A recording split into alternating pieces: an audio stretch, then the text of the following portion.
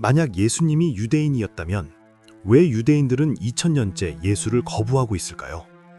잠깐요. 이건 단순한 종교 이야기가 아닙니다.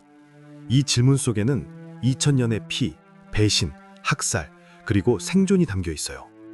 그리고 오늘 이스라엘 땅 한복판에는 이 모든 걸 알면서도 예수를 믿는 유대인들이 있습니다. 그들은 자기 민족에게 배신자라 불리고 이웃에게 침뱉음을 당하고 심지어 법적으로도 차별을 받습니다. 왜 그들은 그 선택을 했을까요? 그리고 왜 유대인들은 그토록 오랫동안, 그토록 격렬하게 예수를 거부해왔을까요? 오늘 이 영상 끝까지 보시면 세계사에서 가장 뜨거운 종교적 긴장의 진짜 이유를 이해하게 될 겁니다. 먼저 한 가지 오해를 깨야 합니다. 많은 사람들이 이렇게 생각해요. 유대인들이 예수님을 십자가에 못 박았으니까 죄책감 때문에 믿기 싫은 거 아닐까? 아닙니다. 훨씬 더 복잡합니다. 유대인들이 예수를 거부한 이유 첫 번째는 메시아의 조건으로 당신은 자격 미달입니다. 유대교에서 메시아, 히브리어로 마시아흐는 매우 구체적인 임무를 가진 존재입니다.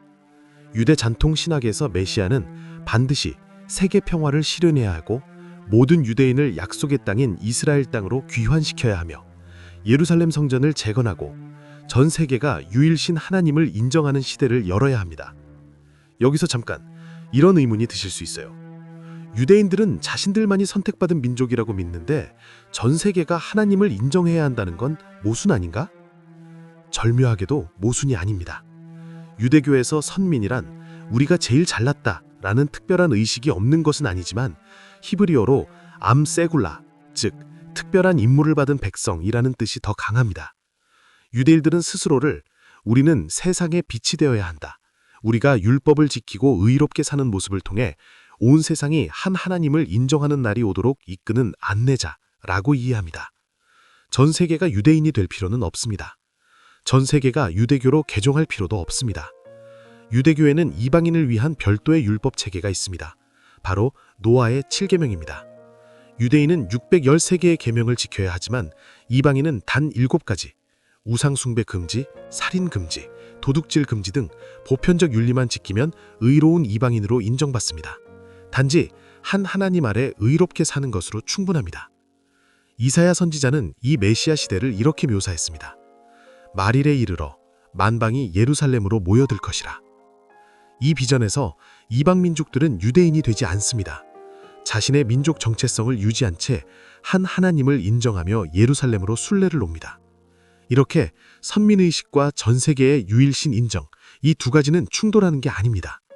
같은 방향을 향한 두 바퀴입니다. 유대인이 앞장서서 달리고 세상은 그 뒤를 따라오는 구조. 자, 그렇다면 예수님 당시 상황은 어땠을까요? 로마는 여전히 이스라엘을 쇠사슬처럼 옥죄고 있었습니다. 그리고 성전은요? 여기서 많은 분들이 모르시는 역사적 사실이 하나 있습니다. 헤롯 대왕이 기원전 20년경 착공한 예루살렘 성전 대증축 공사는 예수님이 공생애를 시작하던 시점에도 여전히 공사 중이었습니다. 요한복음 2장 20절을 보면 예수님께서 성전에서 상인들을 내쫓으신 직후 유대인들이 직접 이렇게 말합니다. 이 성전은 46년 동안 지었거늘. 46년, 아직 완공도 안 된 공사판이었죠. 메시아가 오면 성전을 새롭게 세워야 하는데 성전은 수십 년째 공사 중이었고 세계 평화커녕 로마 군인들이 거리를 활보고 있었습니다. 그 성전은 서기 63년에 83년의 공기를 채우고 겨우 완공되었지만 예수님이 처형된 뒤 불과 40년 만에 서기 70년 로마 장군 티투스의 군대에 의해 성전은 완전히 불태워지고 돌 하나도 남지 않게 무너집니다. 예수님의 예언처럼요. 유대 랍비들의 논리는 이랬습니다. 그가 정말 메시아였다면 세상이 달라져야 했다. 성전이 완성되고 평화가 왔어야 했고 그런데 오히려 로마는 더 강해졌다. 수십 년 공사 끝에 완성된 성전마저 잿더미가 됐다. 이것이 메시아의 결과란 말인가? 이것이 유대인의 첫 번째 거부 이유입니다. 예수는 유대교가 기대한 메시아의 조건을 충족하지 못한 것입니다. 유대인들이 예수님을 메시아로 거부한 두 번째 이유는 하나님이 어떻게 사람이 됩니까? 입니다. 유대교는 절대적 유일신론입니다. 하나님은 오직 한 분이고 분리되거나 나뉘거나 육신을 입을 수 없습니다. 기독교의 핵심 교리인 성부, 성자, 성령 하나님이라는 삼위일체 교리는 유대교 신학에서 보면 사실상 다신론처럼 보입니다. 유대인들은 매일 아침 저녁으로 이 기도를 외칩니다. 쉐마 이스라엘, 아도나이 엘로헤이노, 아도나이 에하드. 들으라, 이스라엘아. 우리 하나님 여호와는 오직 하나이시니라. 이 기도문이 3000년 동안 유대인의 정체성 그 자체였습니다. 아우슈비츠 가스실 벽에도 이 기도문이 손톱으로 긁혀 있었다고 합니다. 죽어가는 순간까지 유대인들이 붙들고 있던 그 믿음의 정반대편에 삼위일체 교리가 서 있는 겁니다. 유대인들이 예수님을 거부한 세 번째 이유는 역사가 만든 트라우마 때문입니다. 그들에게 십자가는 학살의 상징입니다. 이것이 가장 감정적이고 가장 뼈아픈 이유입니다. 예수가 죽고 난 뒤 수백 년이 흐르자 기독교는 로마 제국의 국교가 되었습니다. 그리고 그 순간부터 유대인들의 고난이 시작됩니다. 4세기 기독교를 국교화한 로마 제국과 기독교 황제들은 유대인의 공적 생활을 제한하기 시작했습니다. 1096년부터 시작된 십자군 전쟁은 예루살렘으로 가는 길목의 유대인 마을들을 통째로 학살하였고 라인강 유대인 공동체가 하룻밤 사이에 사라집니다. 1492년 스페인 종교재판에서는 유대인 강제 개종 또는 추방으로 수십만 명이 삶의 떠전을 잃습니다. 19세기에서 20세기 러시아에서 정교회 기독교 군중에 의한 유대인 집단 학살이 수백 차례 반복되는 포그롬이 있었고 1933년, 1945년 유럽 유대인의 3분의 1인 600만 명이 사라지는 홀로코스트가 있었습니다. 그리고 이 모든 학살의 현장에는 공통점이 있었습니다. 십자가를 앞세운 사람들이 우리 조상을 죽였습니다. 우리 할머니를, 우리 아이들을. 이 역사적 기억이 살아있는 한 유대인에게 예수를 믿으라는 말은 단순한 전도가 아닙니다. 그것은 가해자의 종교를 받아들이라는 요구처럼 들리는 겁니다. 지금도 이스라엘에는 홀로코스트 생존자 2세, 3세들이 살고 있습니다. 그들에게 십자가는 여전히 트라우마입니다. 예수님을 메시아로 거부한 네 번째 이유는 개종은 곧 민족 정체성 상실과 동일시하기 때문입니다. 유대인에게 종교는 단순한 신앙이 아닙니다. 민족성, 혈통, 문화, 언어, 법체계 전부가 유대교와 얽혀 있습니다. 예수를 믿는다는 것은 유대인에게 이것을 의미합니다. 나는 더 이상 유대인이 아니다. 안식일에 함께 밥을 먹고 유월절에 함께 무교병을 떼고 속죄일에 함께 금식하는 그 공동체. 탈무드에도 이스라엘 법에도 가족의 식탁 문화에도 유대교는 삶 전체에 녹아 있습니다. 개종은 단순히 교회 다니기 시작하는 게 아닙니다. 2000년의 공동체에서 스스로 추방당하는 것입니다. 자녀의 기독교 개종을 두고 부모가 앉아서 자녀의 언약에서 끊어져 죽었다는 의미를 담고 그 죽음을 애도하는 시바 의식을 치르는 경우도 있습니다. 살아있는 자녀를 위해서요. 우리에게 너는 죽은 것이나 마찬가지다. 자, 여기서 반전이 등장합니다. 그 모든 벽에도 불구하고 예수를 믿는 유대인들이 생겨나기 시작했습니다. 1960년대 말 미국 캘리포니아 히피 문화와 반전 운동이 절정에 달한 시대. 베트남 전쟁의 포연 속에서 젊은이들은 기성체제 모두를 거부하고 있었습니다. 정치도, 자본주의도, 기성 종교도. 이 혼란 속에서 수많은 유대인 청년들이 영적 공허함을 느끼고 있었습니다. 그들 중 일부는 불교를 찾았고 일부는 마약을 택했습니다. 그리고 어떤 이들은 예수 안에서 그 답을 찾기 시작했습니다. 하지만 그들은 이렇게 생각했어요. 나는 예수를 믿는다. 그러나 나는 여전히 유대인이다. 이 두 가지가 공존할 수 없을까? 바로 이 질문에서 메시아닉 유대교가 탄생합니다. 1973년 미국에서 메시아닉 유대인 연합 UMJC가 공식 창설됩니다. 그들의 선언은 간단하면서도 혁명적이었습니다. 우리는 예수, 히브리어로 예슈아가 메시아임을 믿는다. 그러나 우리는 유대인의 정체성, 문화, 절기, 전통을 버리지 않는다. 그들은 교회 대신 회당이라 부르는 모임을 유지했고 예배 중에 히브리어를 사용했으며 유월절, 초막절, 안식일 등 유대 절기를 그대로 지켰습니다. 기독교도 아니고 유대교도 아닌 제3의 신앙 정체성이 탄생한 겁니다. 주류 유대교는 즉각 반발했습니다. 유대인이면서 예수를 믿는다는 것은 원이면서 사각형이라는 말과 같다. 그런 것은 존재하지 않는다. 주류 기독교 일부도 불편해했습니다. 율법을 지키면서 예수를 믿는다고? 그건 이단 아닌가? 양쪽 모두에게 환영받지 못한 사람들. 그러나 그들은 멈추지 않았습니다. 미국에서 시작된 이 운동은 점점 이스라엘 본토로 퍼져나갔습니다. 알리야, 즉 이스라엘 귀환 운동을 통해 메시아닉 유대인들이 이스라엘 땅을 밟기 시작한 겁니다. 그리고 이게 진짜 문제의 시작이었습니다. 현재 이스라엘에는 약 2만에서 3만 명의 메시아닉 유대인이 살고 있는 것으로 추정됩니다. 이스라엘 전체 인구의 약 0.3%. 숫자는 작지만 이들이 이스라엘 사회에서 일으키는 파장은 거대합니다. 첫 번째, 그들은 일상의 차별을 받습니다. 메시아닉 유대인 가정의 아이가 학교에 가면 어떤 일이 벌어질까요? 이스라엘 학교에서는 종종 아이들이 따돌림을 당합니다. 너희 부모가 예수 믿는다며? 넌 유대인도 아니야. 어른들의 세계도 다르지 않습니다. 이웃이 그들의 이사를 막으려 집단적으로 항의하고 가게에서 물건을 사지 않으려 하고 심한 경우엔 현관문에 쓰레기를 던지거나 침을 뱉는 일도 보고됩니다. 직장에서 해고되고 집주인이 계약을 거부하는 일도 흔합니다. 이스라엘이라는 나라 안에서 합법적으로 조용히 진행되는 사회적 추방입니다. 두 번째, 법적 보호를 받지 못합니다. 여기서 아이러니한 법적 이야기가 등장합니다. 이스라엘에는 귀환법이 있습니다. 세계 어디에 있든 유대인이면 이스라엘 시민권을 받을 수 있는 법입니다. 홀로코스트의 비극을 다시는 반복하지 않겠다는 다짐으로 만들어진 법. 그런데 메시아닉 유대인은 이 법 적용에서 종종 제외됩니다. 대표적으로 1989년 이스라엘 대법원에서는 예수를 믿는 유대인은 유대교로의 귀환을 원하지 않는 자이므로 귀환법 혜택을 받을 수 없다라고 판결. 유대인 혈통을 가지고 히브리어를 말하고 이스라엘 문화를 따르면서도 예수를 믿는다는 이유 하나로 유대인이 아닌 존재로 법적으로 취급하는 겁니다. 생각해 보십시오. 무신론자 유대인은 귀환법 혜택을 받을 수 있습니다. 범죄자 유대인도 받을 수 있습니다. 그런데 예수를 믿는 유대인은 받을 수 없습니다. 이 법적 모순이 메시아닉 유대인들이 직면한 현실입니다. 세 번째 메시아닉주는 랍비 권력의 압박을 받습니다. 이스라엘에서 종교적 권위는 랍비 기관이 독점합니다. 결혼, 이혼, 장례, 개종, 이 모든 것이 랍비의 승인을 받아야 합니다. 메시아닉 유대인은 랍비에게 이단자, 즉 배교자로 분류됩니다. 공식적인 유대인 유죄에 묻히지 못하는 경우도 있었습니다. 평생을 유대인으로 살다가 죽어서도 유대인으로 묻히지 못하는 것입니다. 네 번째 메시아닉주는 극단주의 단체의 물리적 위협을 받습니다. 가장 충격적인 사례입니다. 야드라힘, 형제를 위한 손이라는 뜻의 이 초정통 유대인 단체는 메시아닉 유대인 집회를 물리적으로 방해하고 신자들의 명단을 수집해 고용주에게 알리며 신자들의 집 앞에서 조직적인 시위를 벌입니다.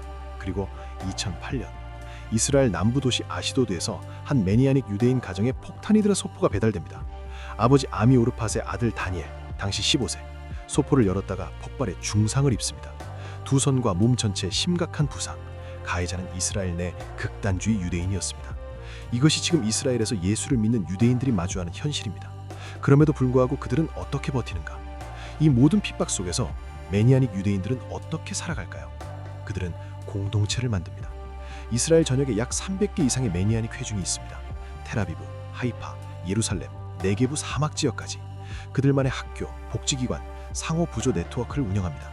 그리고 흥미롭게도 이들 중 많은 수가 이스라엘 군대에 자원 입대합니다. 우리는 이 나라를 사랑한다. 우리는 유대인이다. 그리고 우리는 예수를 믿는다. 이 세 가지는 하나다. 총을 들고 이스라엘을 지키면서 동시에 예수아를 메시아로 고백하는 사람들. 세상 어디에도 없는 가장 복잡하고 가장 뜨거운 신앙의 현장입니다. 자, 이제 가장 중요한 질문입니다. 2000년의 거부 끝에 유대인은 예수를 받아들일 수 있을까요? 현재 전 세계 메시아닉 유대인 인구를 봅시다. 미국 약 25만에서 30만 명, 이스라엘 약 2만에서 3만 명, 전 세계 합계 약 35만에서 100만 명. 그런데 이 숫자 어떻게 봐야 할까요? 1967년에는 전 세계 메시아닉 유대인이 수백 명에 불과했습니다. 50년 만에 수십만 명으로. 이것은 폭발적인 성장입니다. 홀로코스트를 직접 경험한 세대는 이렇게 말했습니다. 하나님은 없다. 있었다면 우리에게 이런 일이 일어나지 않았을 것이다. 그런데 홀로코스트 이후 3, 4세대가 된 지금의 이스라엘 젊은이들은 다른 질문을 던지기 시작했습니다. 우리는 누구인가? 우리의 존재 이유는 무엇인가? 이 영적 공허함이 일부를 메시아닉 신앙으로 이끌고 있습니다.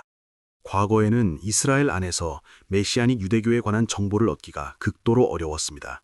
랍비들이 정보를 통제할 수 있었습니다. 이제는 유튜브로, 팟캐스트로, SNS로 전 세계의 메시아닉 유대인 예배와 강의를 볼 수 있습니다. 정보 차단이 불가능해진 세상. 왜 우리 민족의 기원이 된 그 이름을 우리는 이토록 두려워하는가를 스스로 묻는 유대인이 늘고 있습니다. 2023년 10월 7일 하마스의 대규모 기습 공격으로 이스라엘 민간인 1,200여 명이 하루 만에 학살됩니다. 홀로코스트 이후 유대인 역사상 최악의 단일 학살. 전쟁과 죽음 앞에서 인간은 근원적 질문을 합니다. 이 모든 것의 의미는 무엇인가? 내가 믿어야 할 것은 무엇인가? 역사적으로 대규모 위기 이후에는 항상 종교적 각성이 일어났습니다. 이스라엘도 예외가 아닙니다. 과거 기독교의 반유대주의는 유대인들이 예수를 거부하는 핵심 이유 중 하나였습니다. 그러나 20세기 이후 흐름이 달라졌습니다. 제2차 바티칸 공의회 1965년 가톨릭은 공식적으로 반유대주의를 교리에서 제거하고 유대인이 예수의 죽음에 집단적 책임이 없다고 선언했습니다. 개신교에서도 이스라엘을 강력히 지지하는 복음주의 기독교인들이 급증하면서 예수를 믿는 것이 곧 우리 민족을 배신하는 것이라는 등식이 점점 흔들리고 있습니다. 가해자의 종교가 아니라 우리를 지지하는 사람들의 종교로 기독교의 이미지가 일부에서나마 바뀌고 있는 것입니다. 그러나 냉정하게 봐야 합니다. 전 세계 유대인 인구는 약 1,500만 명. 그중 메시아닌 유대인이 100만 명이라 해도 6.6% 수준입니다. 이스라엘 내에서는 더 미미합니다. 그리고 이스라엘 정치 지형은 오히려 초정통 하레디 유대인의 영향력이 커지는 방향으로 움직이고 있습니다. 하레디 인구는 높은 출산율로 매년 빠르게 증가하고 있습니다. 그들의 영향력이 커질수록 메시아닉 유대인에 대한 압박은 더 강해질 가능성이 높습니다. 완전한 개종의 물결? 아직은 요원합니다. 그러나 방향은 분명히 바뀌고 있습니다. 천천히, 그러나 멈추지 않고. 2000년 전 한 유대인 청년이 갈릴리 호숫가에서 이렇게 말했습니다. 나는 길이요 진리요 생명이라. 그 말을 들은 그의 민족은 2000년 동안 고개를 저었습니다. 신학 때문에, 역사의 상처 때문에, 민족의 정체성 때문에. 그리고 그 거부의 한복판에서 어떤 이들은 조용히 그 이름을 불렀습니다. 집에서 쫓겨나면서도, 직장을 잃으면서도, 폭탄 소포를 받으면서도, 죽어서 유대인 묘지에 묻히지 못하면서도 그들은 히브리어로 이렇게 고백합니다. 예슈아 하마시아흐. 예수는 메시아다. 그런데 여기서 멈추면 안 됩니다. 이 이야기는 단순히 한 민족의 종교적 선택에 관한 이야기가 아닙니다. 이것은 하나님의 약속이 완성되어 가는 이야기입니다. 스가랴 14장은 이렇게 말합니다. 그날에 그의 발이 예루살렘 앞 동편 감람산에 서실 것이요 감람산은 그 한가운데가 동서로 갈라져 매우 큰 골짜기가 되어서. 예수님은 바로 그 감람산에서 승천하셨습니다. 그리고 천사들이 말했습니다. 갈릴리 사람들아, 어찌하여 서서 하늘을 쳐다보느냐? 너희 가운데서 하늘로 올려지신 이 예수는 하늘로 가심을 본 그대로 오시리라. 올라가신 그 자리, 감람산. 그곳에 다시 그분의 발이 닿는 날이 반드시 옵니다. 이사야 선지자는 그날을 이렇게 묘사했습니다. 마을일에 여호와의 전의 산이 모든 산 꼭대기에 굳게 서며 만방이 그리로 모여들 것이라. 그가 거기서 열방 사이에 판단하시리니 무리가 그 칼을 쳐서 보습을 만들고 그 창을 쳐서 낫을 만들 것이며 이 나라와 저 나라가 다시는 칼을 들고 서로 치지 아니하며 다시는 전쟁을 연습하지 아니하리라. 전쟁이 끝나는 날, 증오가 사라지는 날, 온 세상이 예루살렘을 향해 모여드는 날, 그날이 옵니다. 그런데 그날이 오기 위해서는 한 가지가 먼저 이루어져야 합니다. 예수님이 직접 말씀하셨습니다. 마태복음 23장. 예루살렘아, 예루살렘아, 내가 내게 이르노니 이제부터 너희는 찬송하리로다. 주의 이름으로 오시는 이여 할 때까지 나를 보지 못하리라. 이것은 단순한 탄식이 아닙니다. 이것은 조건이자 약속입니다. 예루살렘이, 유대인이 바루흐 하바 베셴 아도나이, 주의 이름으로 오시는 이여 찬송하리로다. 이 고백을 하는 날 그분이 오십니다. 그래서 지금 이스라엘 땅에서 예수를 고백하는 메시아닉 유대인 한 명 한 명은 단순한 신앙인이 아닙니다. 그들은 하나님의 마지막 약속이 성취되는 과정 위에 서 있는 사람들입니다. 생각해 보십시오. 하나님은 지금까지 단 한 번도 약속을 어기신 적이 없습니다. 2000년 동안 나라 없이 흩어졌던 유대인들이 1948년 다시 이스라엘로 돌아올 것을 이사야는 예언했습니다. 이루어졌습니다. 예루살렘이 다시 유대인의 손에 돌아올 것을 스가랴는 예언했습니다. 1967년 이루어졌습니다. 수천 년 동안 사라진 히브리어가 다시 살아있는 언어로 부활할 것 이루어졌습니다. 흩어진 민족이 한 나라로 모일 것 이루어졌습니다. 하나님은 불가능해 보이는 약속들을 하나하나 정확하게 역사 위에서 이루어 오셨습니다. 그렇다면 남은 약속도 이루어집니다. 예루살렘이 주님을 찬양하는 날, 감람산에 그분의 발이 닿는 날, 유대인의 입술에서 바루후 하바가 터져나오는 날, 그날은 반드시 옵니다. 지금 이스라엘 땅 어딘가의 작은 메시아닉 회중에서 오늘 밤도 히브리어로 드려지는 예배가 그날을 향해 가는 발걸음입니다.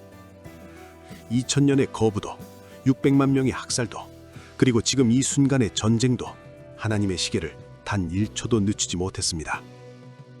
유대인이 전부 예수를 받아들이는 날이 언제 올지는 모릅니다. 하지만 한 가지는 압니다. 그날은 옵니다. 하나님이 약속하셨기 때문입니다. 그리고 하나님은 단 한 번도 약속을 지키지 않으신 적이 없습니다. 바루후 하바 베시에 마도나이, 주의 이름으로 오시는 이여 찬송하리로다. 마라나타, 주 예수여 오시옵소서. 이 영상이 의미 있으셨다면 구독과 좋아요 부탁드립니다. 댓글로 여러분의 생각을 남겨주세요.